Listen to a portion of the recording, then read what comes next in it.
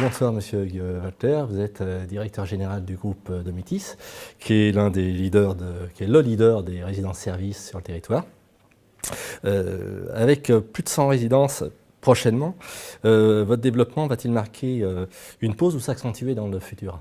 Oui, nous serons effectivement, bonsoir Monsieur Jacquet, nous serons à plus de 100 résidences l'année prochaine, fin de l'année prochaine, ce qui est une étape importante. Et par contre, le développement va se poursuivre et va même s'accélérer, puisqu'on va, en gros, on prévoit d'ouvrir entre 20 et 24 résidences par an à partir de 2020. Alors le bashing qui est fait sur les EHPAD ne vous a pas touché pour l'instant? Pour l'instant, le bashing concernant les EHPAD ne nous touche pas parce que nous ne sommes pas effectivement sur le même métier, nous sommes beaucoup moins nombreux. Il y a en France 7500 EHPAD, il y a à peu près 600 résidences-services seniors. On n'a pas les soins dans nos résidences.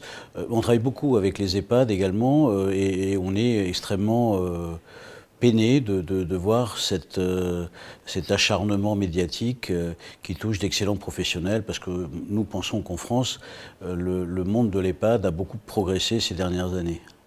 Très bien. Le standing de vos résidences est toujours très élevé.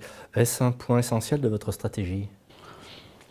C'est une résidence Domitis effectivement un bon standing immobilier, mais l'immobilier n'est qu'une partie de l'ensemble de l'offre. Ce qui est très important, c'est la globalité de l'offre de service, de l'attention qu'on apporte aux résidents pour leur permettre de vivre une retraite en toute indépendance, mais en toute sécurité et avec l'assistance dont ils ont besoin et dont ils ont à la limite envie. Donc le standing est un élément important, mais c'est peut-être aujourd'hui la chose la moins importante dans la qualité de notre prestation.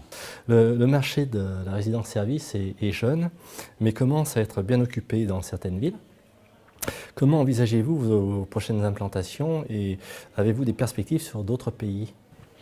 Alors pour le marché français est encore jeune et je dirais qu'aujourd'hui, l'offre de résidence-service senior ne représente finalement que 1% de la population des plus de 75 ans en France, quand dans certains pays, notamment anglo-saxons, on atteint 5, 6, parfois 7% de la population.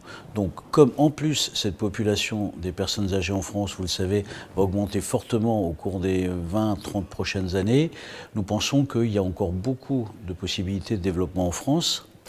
Concernant les implantations dans les villes, nous sommes aujourd'hui dans la plupart des régions et dans de nombreuses villes, mais il y a encore des métropoles comme Paris, Lyon, Marseille, même Nantes, Toulouse, où le potentiel est encore considérable et où nous pensons que nous pourrons encore pendant plusieurs années continuer à nous développer.